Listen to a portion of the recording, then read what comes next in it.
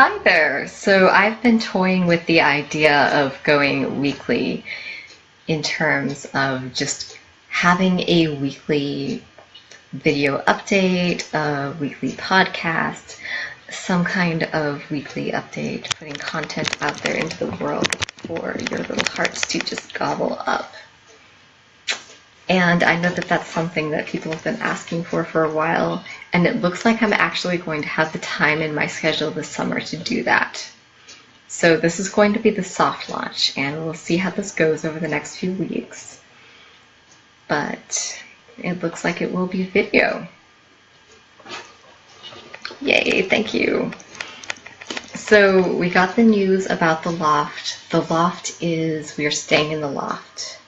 The Loft gets to remain our home, the Loft gets to remain our event space, the Loft gets to remain my session space, which is something that we are so delighted about.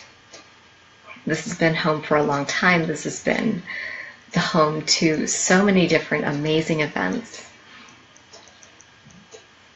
I'm also back to doing sacred intimate sessions, which is something that I haven't been doing I took a couple of years off from doing sacred intimate sessions, and as of early 2017, not entirely sure which year it is apparently. Hi Zine, hi Angel. Oh, thanks, thanks Kat. So as of early this year, I have been soft launching, returning to offering sacred intimate sessions. And that has been a very profound and very meaningful addition to my work. So if that's something that you've been curious about, if that's something that you've worked with others around in the past, or that's something that you feel would be very beneficial to you, feel free to reach out to me via email, via phone. My contact information is available on my profile. You can also use Messenger, although Messenger is not the best way to get in touch with me. Email is much better, much faster. But what those sessions actually look like, it's completely tailored to the individual. They are usually, but not always, hands-on.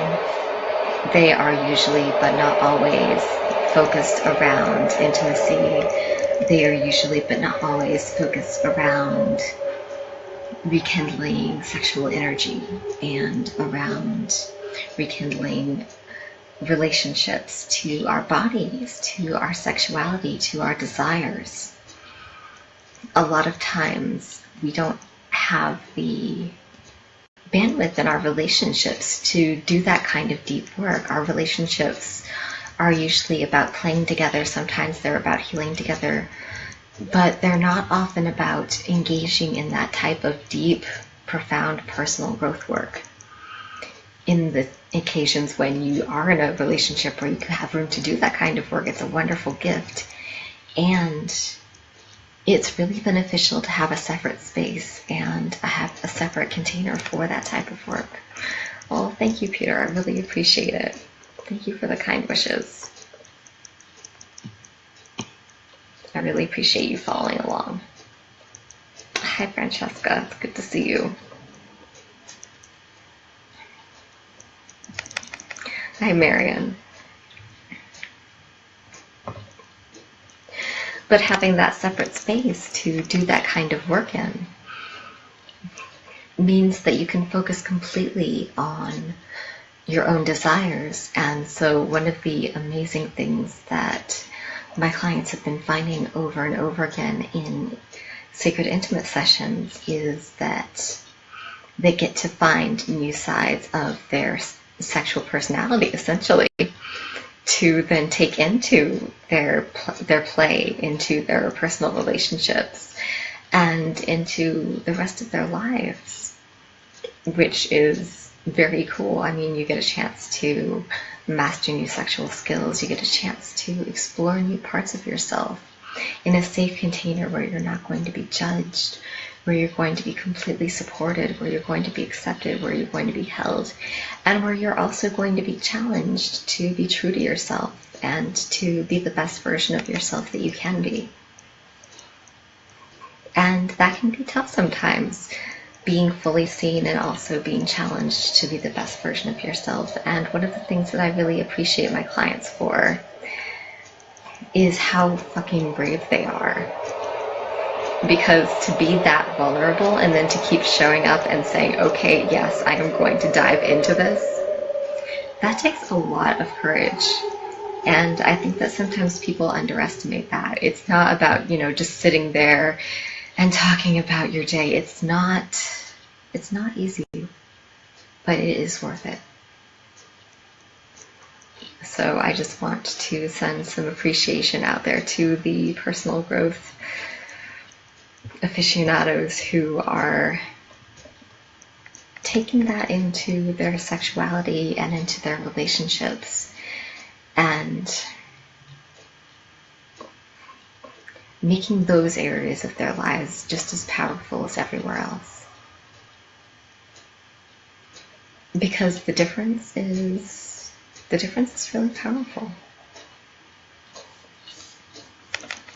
So next weekend's events. Next weekend we have, oh my goodness, we have Monique Darling is back in town, my amazing girlfriend. It's always a treat when she comes back through Oakland. And this time she is going to be bringing not only her partner, Petersen, who is always a treat, but she is going to be bringing a dear friend from San Diego, Cathleene Cienfuegos, who is one of my favorite tantrikas and who is also one of my favorite people to run gender fluid energy with. So one of the things that we're going to be doing next weekend is something that we have actually never gotten to do like this. We've run queer pujas before in San Diego and in the Bay Area, and we've run non-binary sacred sexuality events, but never like this. Hi Coda! Congratulations! I hope you're recovering well. I'm looking forward to getting a chance to visit you soon and bring you something special. I've been following along.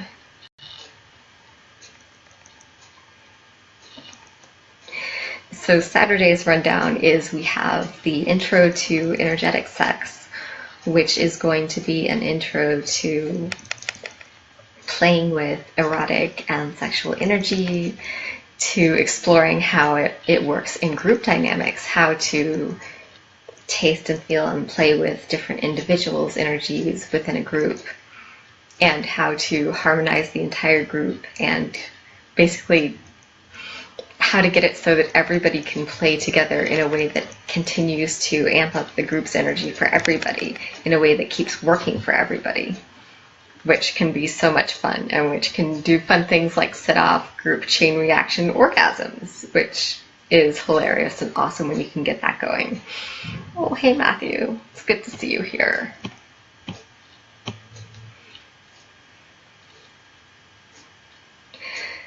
One of the other things that we're going to be covering is how to move past any areas where you feel like you can't tap into that part of yourself, or where you feel like you don't have full access to your sexual power or to your sexual energy. There are some different exercises that we're going to be doing to get you not only more fully in your body, but more fully in your energetic body, more fully in your power. And one of the things that I really like about co-facilitating with Monique is that we do those exercises from a perspective that is decidedly gender fluid. So one of the things that Monique and I have in common is that our energetic bodies are both gender fluid. And quick terminology break here. An energetic body is essentially your body, but the energetic version of it. So when you want to reach out and touch something with your energy, whether it's, sending somebody virtual hugs from the internet, you might be, sending out squeezes with your virtual body, consenting, of course, which is why we get consent for internet hugs. Or you might You know, if you have, say, a housemate's dog who is still adjusting to living in a new space, you might send out little comfort pets with your energetic body. And so it can be a nice way to soothe when your arms can't quite reach. But one of the fun things that we discovered independently is that ours happen to be gender fluid. And this is something which is fairly common. A lot of people are able to manipulate their energetic bodies,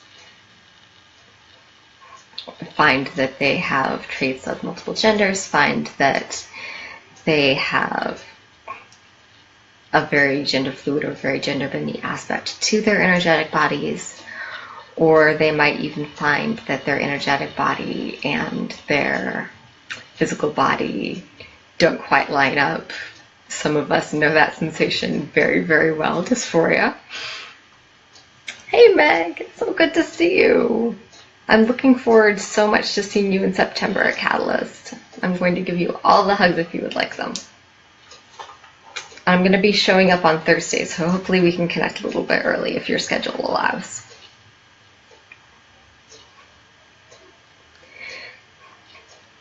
But that's one explanation that those of us who are both trans and mystics use for dysphoria, is a mismatch between the energetic body, our somatic sense of what we should be expecting, and our physical body, which is what nature gifted us with.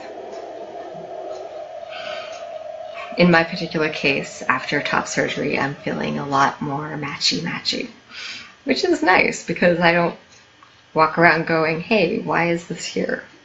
What is this doing? It's not like having, you know, random, yeah. Anyway,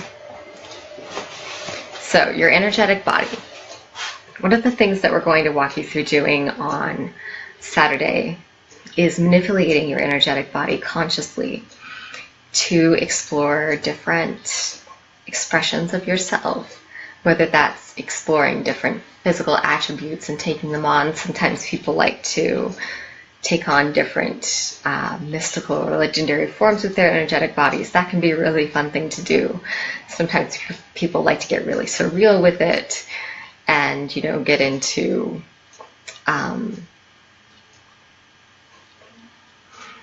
more of an abstract art thing with their energetic bodies. That can be really fun. However you like to visualize. We're going to do a lot of experimenting with that and seeing what those different thought experiments and visualizations and putting will and intention behind them, what that does to your physical experience of energy. And we're also going to talk about how that lines up with how the energetic body and the meridians line up with acupuncture and acupressure, how those line up with the central nervous system, how the one is essentially the old-timey here there be dragons map of the other, and why that means that so often people experience erotic energy as a feeling of electricity or electric charge or static or tingles all through their body. And I'll show you some of the shortcuts that I used when I was a professional fetish companion to introduce people to their erotic physical energy very, very quickly. There are some physical shortcuts that I could use, and I could have somebody who had never had an experience with erotic energy before, within 2 or 3 hours, they could have their own first experience. I might not have. You might want to go ahead and resend it. It's Alex_S_Morgan. And thanks for checking in, James. I appreciate it.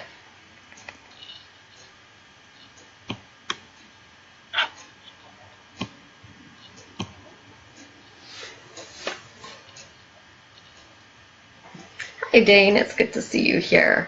I was just talking a little bit about how energetic bodies work and how the meridians work, and how there are certain shortcuts that you can use along the body to wake up the meridians and wake up the Kundalini to get somebody going and get someone who is new to exploring erotic energy, for example, maybe a new playmate, maybe a new lover, in tune with that aspect of their body and their sexuality very, very quickly. And so that's going to be a new addition to this class that Monique has taught with Reed Mahalko all over the country. And this is one that Monique and I have been, we've been running energy together and teaching energetic workshops together for, how many years has it been now? Oh my goodness, it's been 5 years, 6 years. It goes fast. It's been wonderful. Oh yes, thank you so much. As soon as I'm done with the video, I'll hop on that. Hi B, it's good to see you.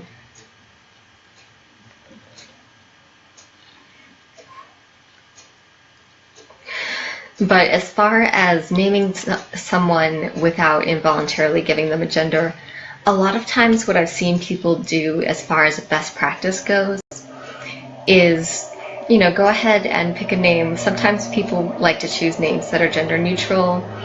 Sometimes people like to choose names that are gendered but that have a nickname that can be gender neutral, like, for example, Alexander or Alexandra. Either one of those could be shortened to Alex, which can flow either way. And that tends to work out pretty well. What my sister is doing with my nephew right now, well, nephew for now as far as we know, is essentially doing that, is going with the gender that he was assigned at birth until he's old enough to express otherwise. And my sister, being my sister, is being very proactive about making sure that he's raised with lots of different gender role models and inspirations, and raised to know that there are lots of different ways to be a boy, lots of different ways to be a girl, and that you don't have to be either, that you can be both. And as soon as, whatever feedback he gets, or when my nephew is old enough to give that feedback, usually kids develop a sense of gender around kindergarten, give or take. So usually around that age, they'll start giving the adults in their life feedback about whether they feel like a boy or a girl or whatever they feel like. Around that age, I kind of felt like both and kind of felt like neither, but I liked wearing dresses, and so I kind of gave people feedback along those lines.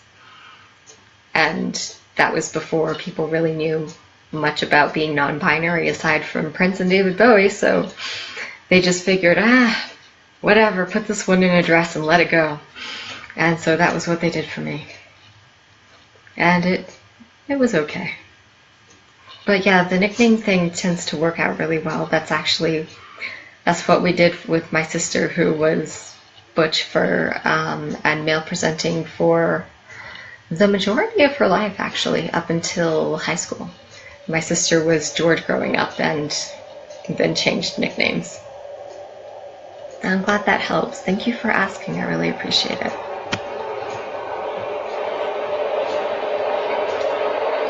So then Saturday after the energetic workshop, what we're going to be doing is what's called an energetic sex play party. You're so welcome. And the way that works is it's underwear stay on, so it's not quite like a regular play party, but it's definitely a sensually charged atmosphere, and you have a space where you get to play with Tantra, with sexually charged energy, with,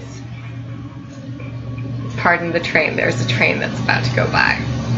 I live near the train. I'm not going to try to talk over the train.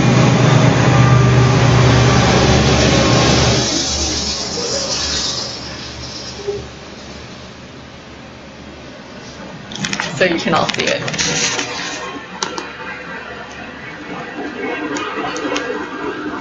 It's a very long train. Lots and lots of fossil fuels.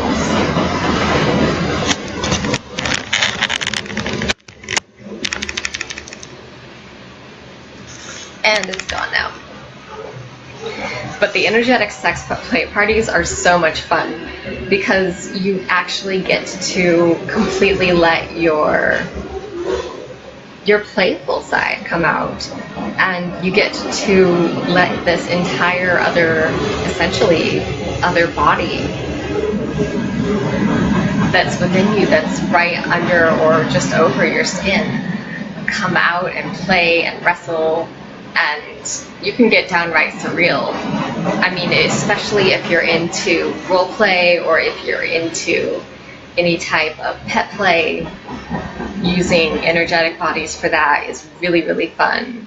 Hey, Tara. A lot of times people will like to, mentally go into their, their pup form or their cat form or their pony form or what have you, during an energetic play party if they're into that aspect of kink. Kink is definitely welcome there as long as it fits with the general sensual theme. Heavy kink tends to be a bit much for an energetic play party, given that we're not a dungeon and we're not really equipped for it. If we were, I would be fully on board with some, nice ecstatic play, but we just don't have the equipment for it at present.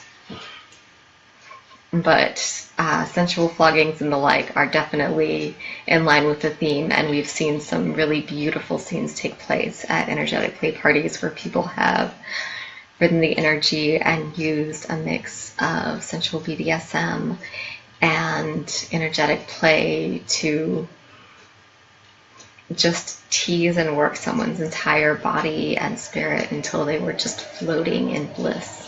And it's amazing. It's an amazing skill set to have. Then on Sunday is when we're going to get into the non-binary queer centering Tantra. And that is going to be fucking amazing because we've got classically trained tantrikas who are non-binary gendered and queer, which is not something that you get as often as one would like.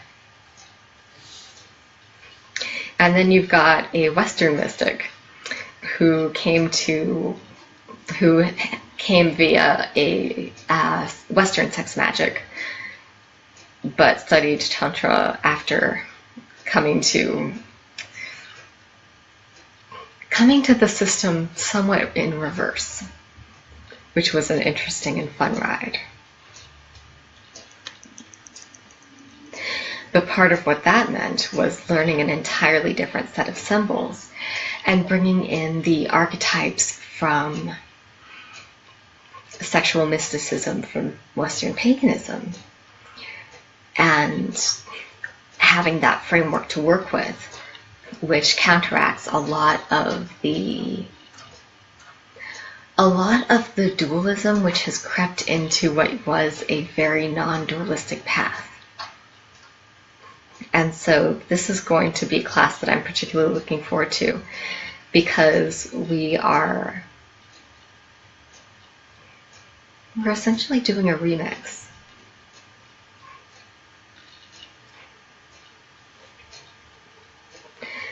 Not saying that this is something which is exactly as it was traditionally, but saying the opposite, that this is something that is so very redrawn and updated for modern perspectives, that it has circled back around to some of the underlying truths that the original text tried to convey. And when we were putting this class together, that was one of the things that at first we were concerned from was, what if we deviate too far? And then when we saw where this was going, when we saw how deep this was going, just how far into the mysteries, it just melted all of us, because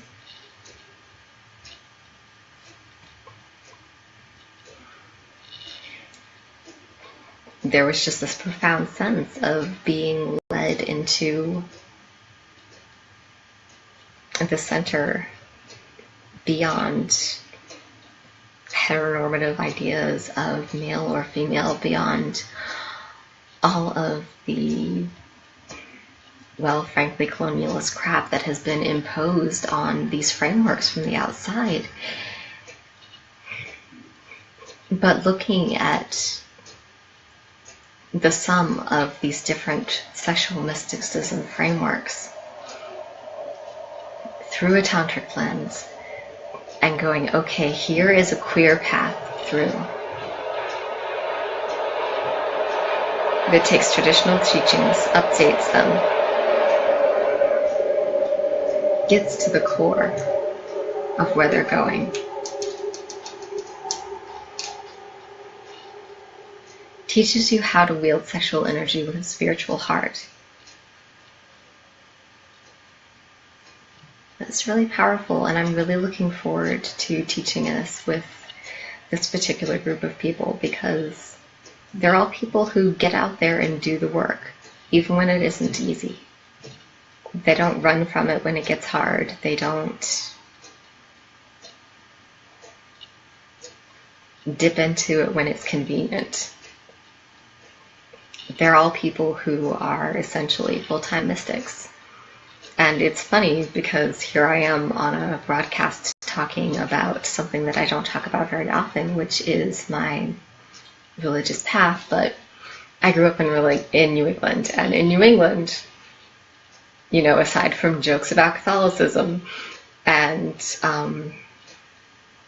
jokes about Judaism, mostly revolving around food, you just don't talk about religion much. You just don't, especially when it's personal. It's just culturally you don't do it. And so I find it sometimes very challenging to remind myself, you're not in New England anymore, you're in California. You can talk about, you know, those things that are near and dear to my heart. But I'm looking forward to going there with people who it means as much to as it does to me. Hi, Jessica. It's good to see you on here. And so I want to go ahead and wrap by inviting you all to join us in the Bay Area this next weekend for Saturday afternoon, the introduction to energetic sex. The play party that evening, which is going to be the energetic play party, which is a whole new experience, which I highly recommend trying if you've never been to one.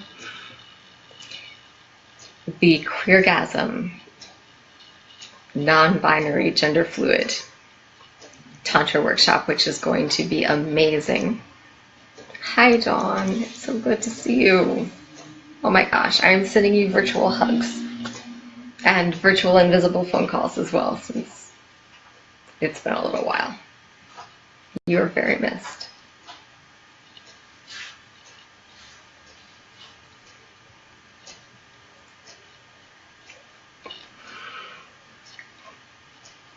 But we're going to do a deep dive into non-binary and queer spirituality and sacred sexuality on Sunday afternoon, and then Sunday evening is the pansexual play party, which is going to be so much fun. So come out and join us next weekend in Oakland if you can. If you can't, you can bring me to you for a sacred intimate session. That's something that we can talk about. And I hope that you have a really good Memorial Day weekend. Thank you to all of you who served, and to all of the families who have supported those who served. My mom's a disabled vet, so as a Navy brat, it means a lot to me that, you know, people take care of each other.